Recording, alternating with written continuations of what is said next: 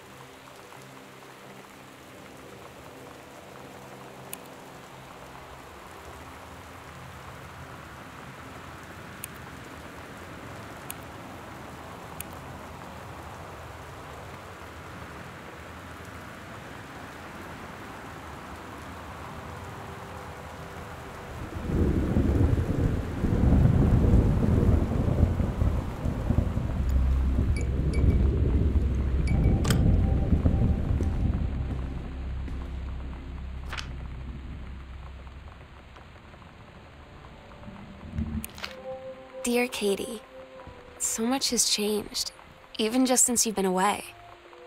We moved into this house. I'm in a new school, And my big sister being gone for a year doesn't make it any easier. It doesn't feel real. But I'm not gonna let it faze me. I used to tell you everything, and if I can't do it in person, because you're off gallivanting around who knows where, I'll tell it to this journal, just like I was talking to you.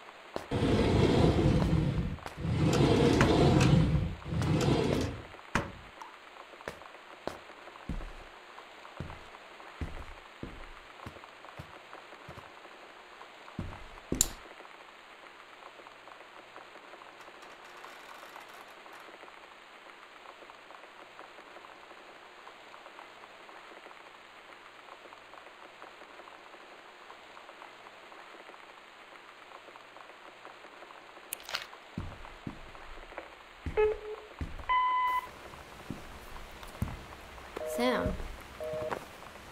Sam. Hello? Sam!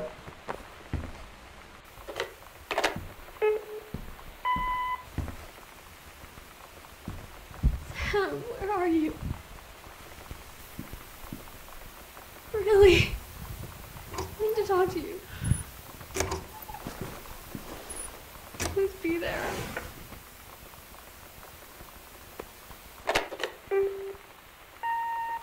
Hi, Mom.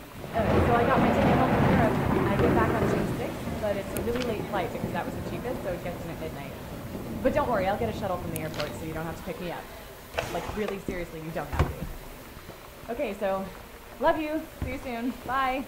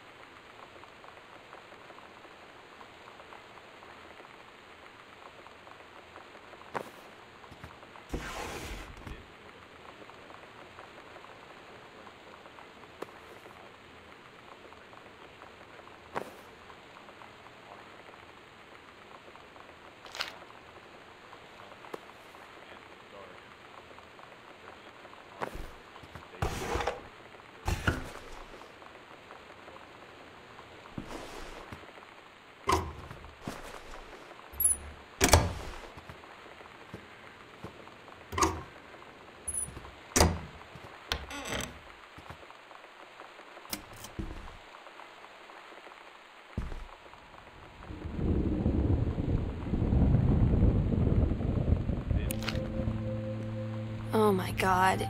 You are so lucky you finished high school before we moved into this house. So, it's the first day of school, and there I am, introducing myself to the class. And I say that I just moved into the house on Arbor Hill.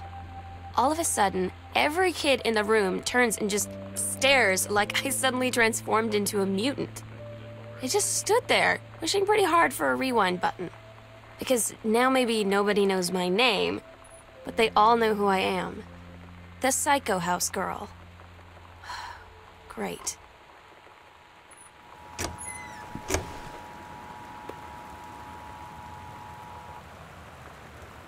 This is a severe weather warning. You know that feeling where the first moment you see someone, it's like they have a big gold star around them, and you have to get to know them?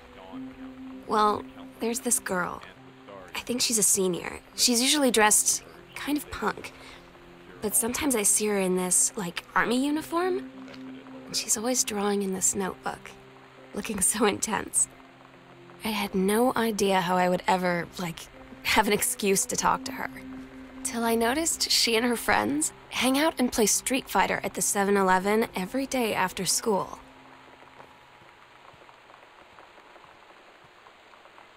This is a severe weather warning. The Northwest Weather Service reports high winds and torrential rain conditions affecting the following counties: Austin County, Boone County, Dawn County, Tacoma County, and Wistaria County. Residents are strongly urged to stay indoors and secure all windows and doors. Flood conditions are expected at lower elevations.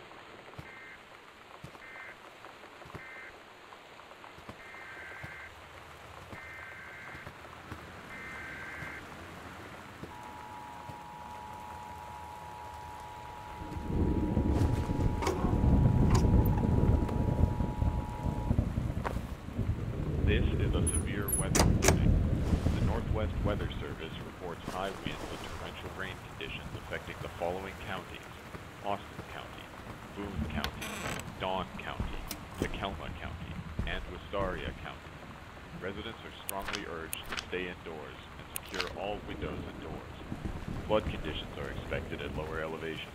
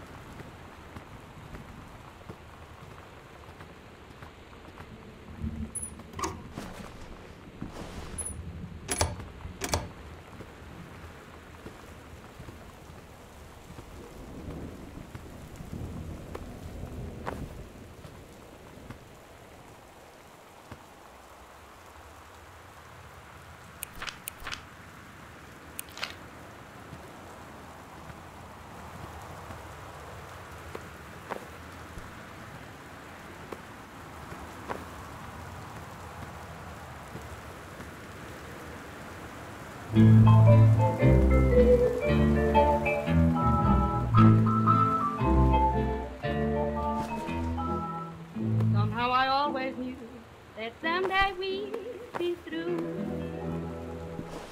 Now that it's happened, I just can't believe it's true. I've done the best I could to keep from feeling blue. Can't get you off my mind. What am I gonna Voodoo, mildew, and shandu. Why, Daddy, I didn't know you were here. I'm right here looking at you, honey. If it ain't me, it's my shadow. Do you think I sent you far away? I ain't been nowhere. Sorry, I thought you'd stay away from me. Gotta cut. But voodoo, you got me back. You left your voodoo all around. I left my son. When you live in one place your whole life, your next door neighbor is kind of like your default friend. And Daniel only got weirder over the years. So moving away has been a good excuse to, like, not see him anymore.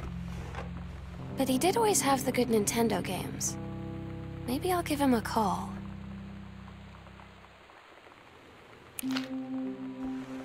So you know what they say about the best laid plans of mice and men? Yeah, turns out it applies to Street Fighter too. At least I worked up the courage to walk into the 7-Eleven and ask for a turn, but All that practice at home did not exactly translate in the wild. So after I was finished getting my butt kicked, I followed them outside while they smoked. And that was when she asked me if I was that psycho house girl. But then she said she's always really wanted to see the psycho house. Her name is Lonnie. She's coming over tomorrow.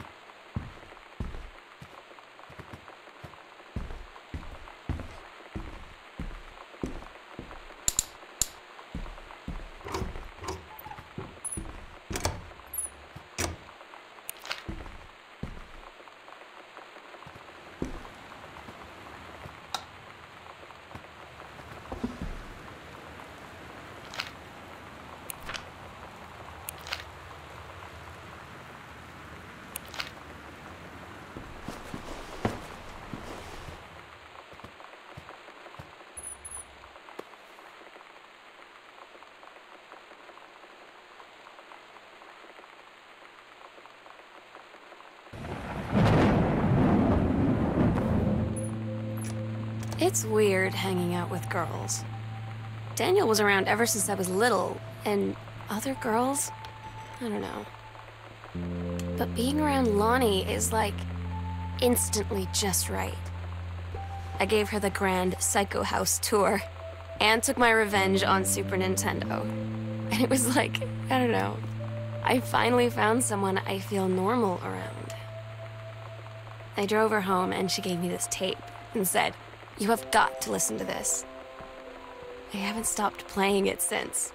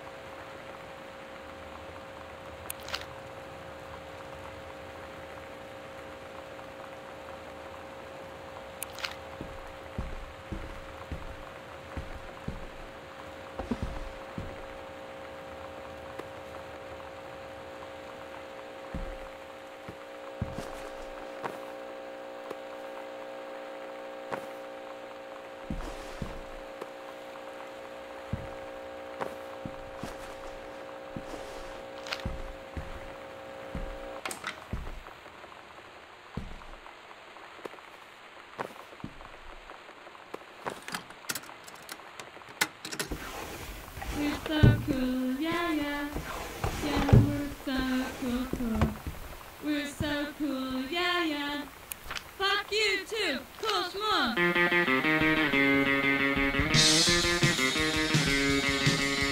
I don't wanna sit around and talk about the weather. Work does a good all day.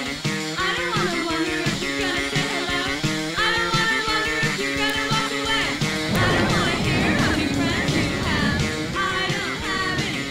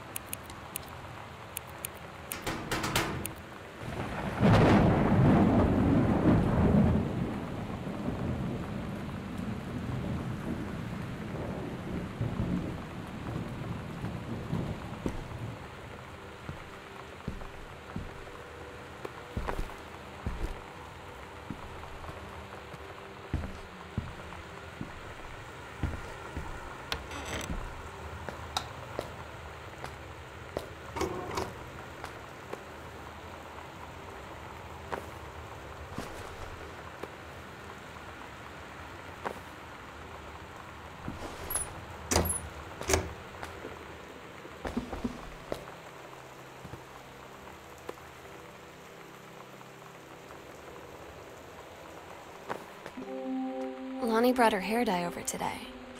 She said, I need to fix these roots. Think you could help? Dyeing hair is weirdly intimate. I don't know if I've touched someone else's scalp before.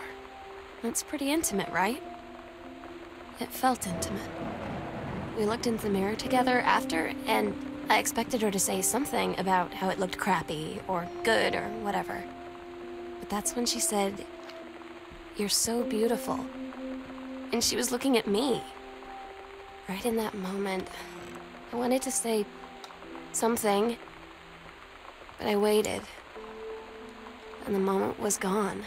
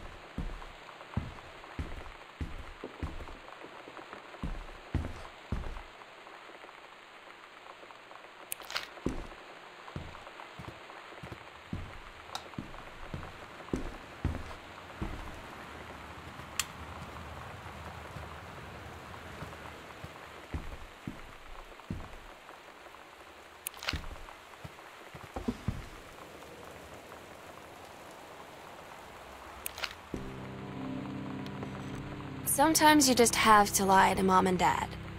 Like when Lonnie asked me to see a band with her and stay over at her friend's place in the city after. That's a lie to Mom and Dad situation. But it was so worth it. The girls on stage were just so loud and real and awesome. And everybody was moving together like one huge tide of sound. Between two songs, Lonnie leaned over and said, "How do you like your first show?" I was so happy. I felt tears starting in my eyes. And then she up and hugged me. I think she could tell.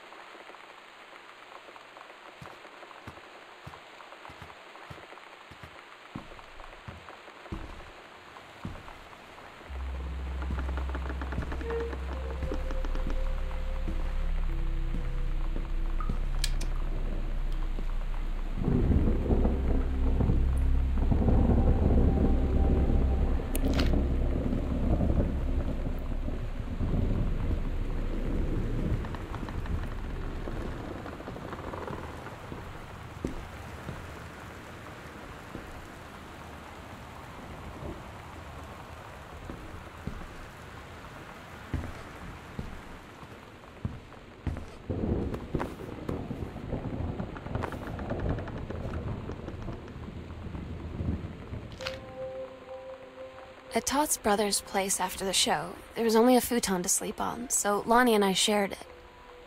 The lights went out. I was turned toward her. My eyes started to adjust, and then I could see she was looking at me, too. In the dark, she smiled. My heart was beating so fast. I rolled over. I felt so, I don't know, nervous? After a minute, she put her arm around me and was so close and whispered in my ear, "I really like you." I just nodded my head, and I really hope she could tell. I really hope that she meant what I think she did. I felt like a shook-up can of soda ever since. I hope we have the chance to talk before I explode.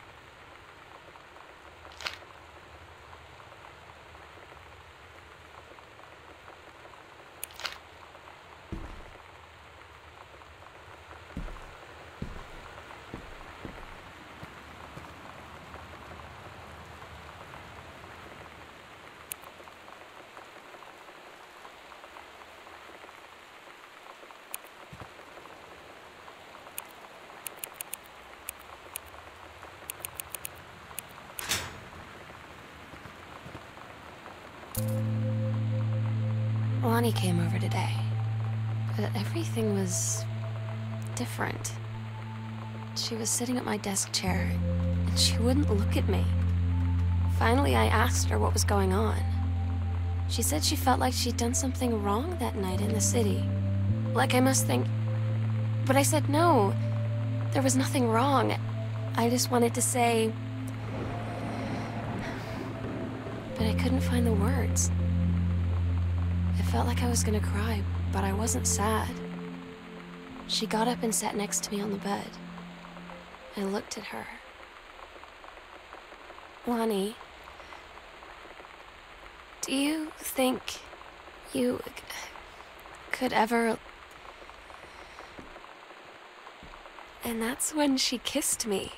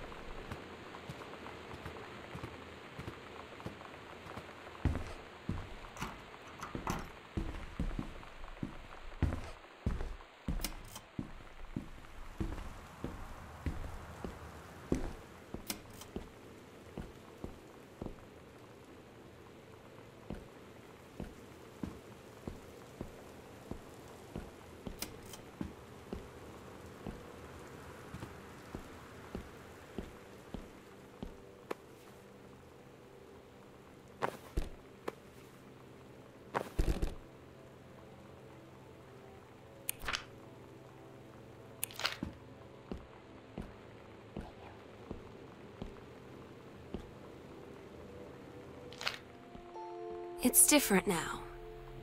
I mean, we still hang out all the time like before. But now when no one else is around... Well, you know. So you could say we're dating. But it's secret. Secret dating? I don't know. I mean, I guess that's the real difference. Now when we get off the phone, or go home for the night, or it's just quiet and we're alone, we say I love you.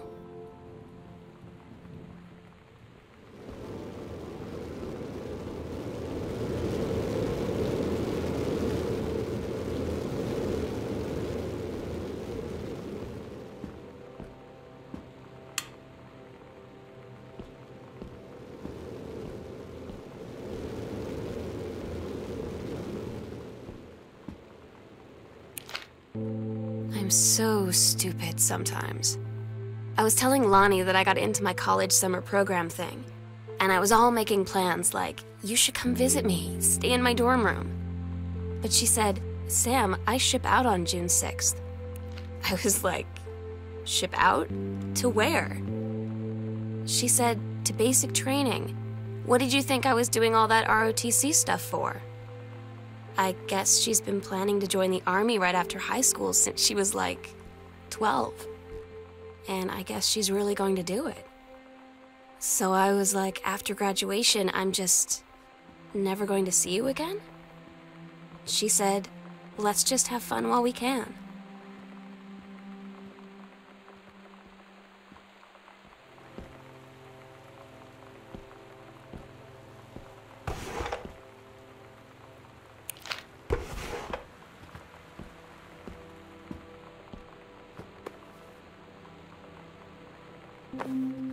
They tell you to stick with the group on field trips, Katie.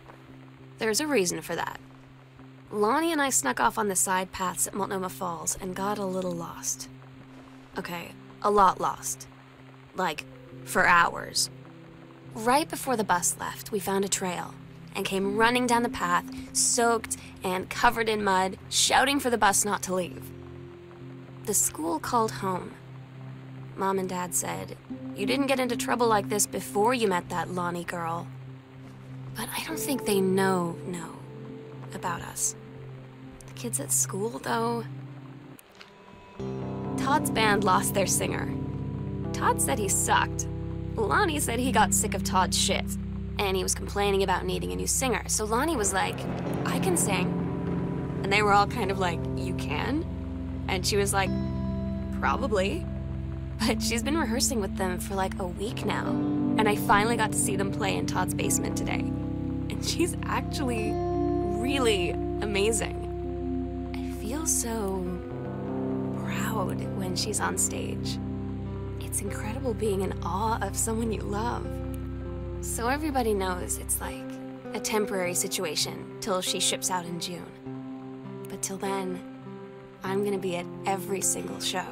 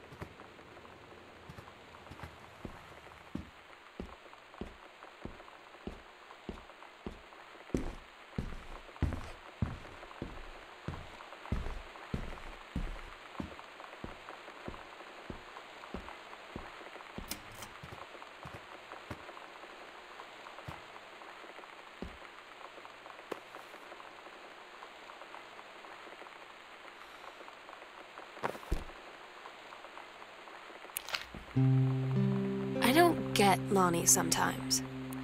Like, her band, and our zine, and her hair, and everything are all anti-authority. But I watch her in JROTC, and she's doing drills in perfect formation, following orders, no question. And there's all this stuff in the news about don't ask, don't tell. Like, she's going to join the army and then have to lie about who she is. She said they don't need to know what they don't need to know. Like it was no big deal. This from the girl who trashed her locker to, like, defend my honor. I've learned when to stop arguing, though. I don't think Lonnie even gets Lonnie sometimes.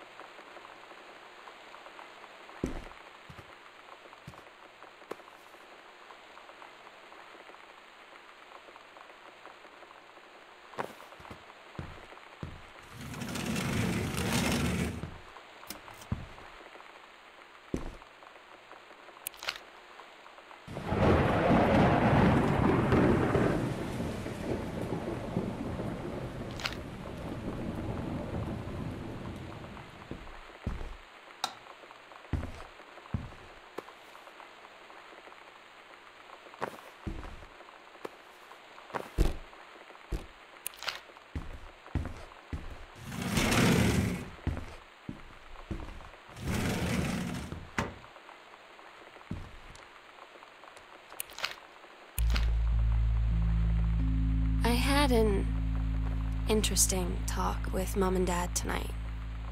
One you were never gonna need to have. I mean, you've known, right? I've known. I've known since, like, She-Ra. Mom and Dad didn't, I guess. But they saw the zine and the stuff on the locker, and they were like, is there something we should know about you and Lonnie? And so here's the thing. I was prepared for them to be mad, or disappointed, or start crying, or something. But they were just in denial. You're too young to know what you want. You and Lonnie are just good friends. You just haven't met the right boy. It's a phase. That's what I didn't see coming. That they wouldn't even respect me enough to believe me. Well, joke's on them, because they're in for one very long phase.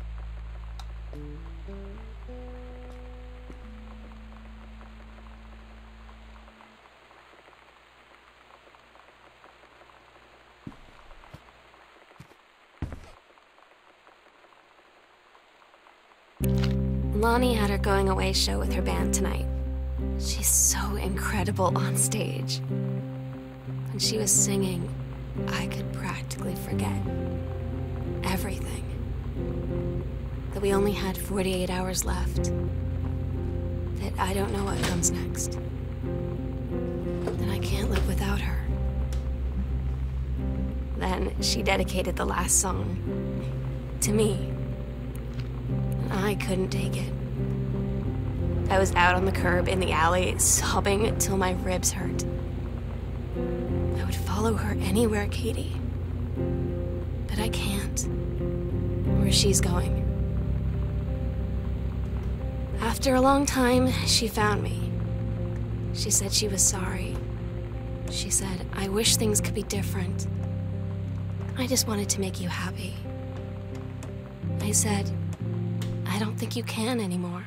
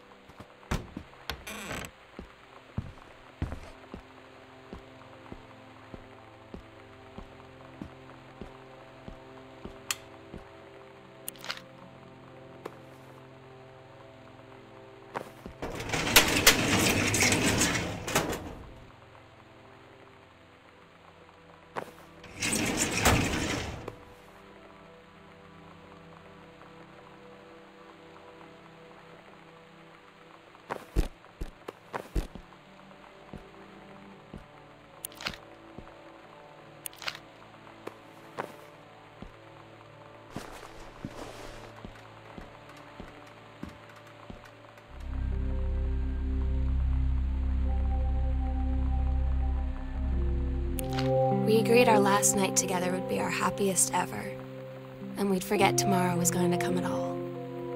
It worked for a while. We had a good time seeing Oscar off, then ran up to the attic to look through our photos, to find one for Lonnie to take with her. And looking at them, I realized they were all in the past, and there wouldn't be any more. And I didn't know what I was going to do. And I cried, and she held me. She said she knew it was hard, but life would move on. I said I didn't want my life to keep moving without her. That's when she cried too. I was so exhausted. I must have fallen asleep like that, in her arms. In the morning, I woke up, and I was finally alone.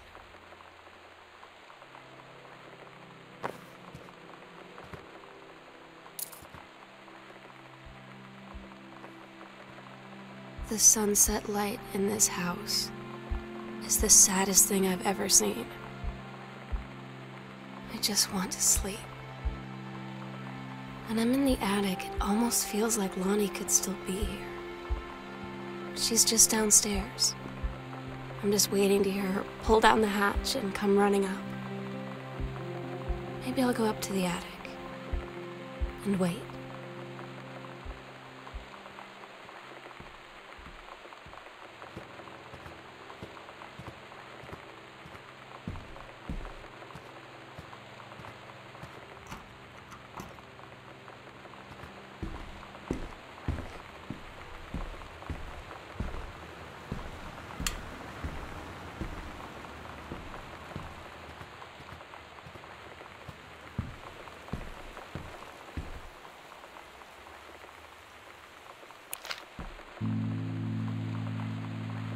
Oh my God.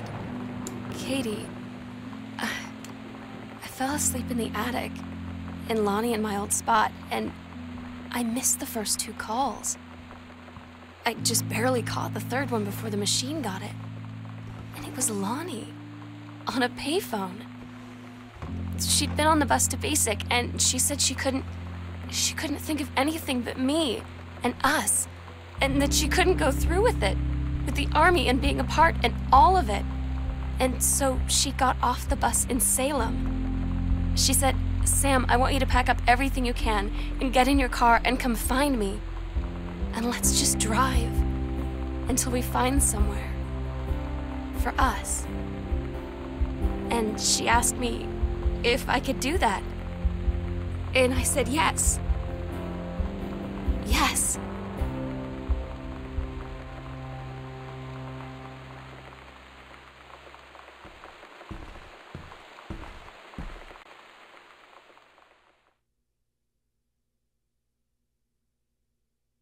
Katie, I'm so sorry that I can't be there to see you in person, that I can't tell you all this myself.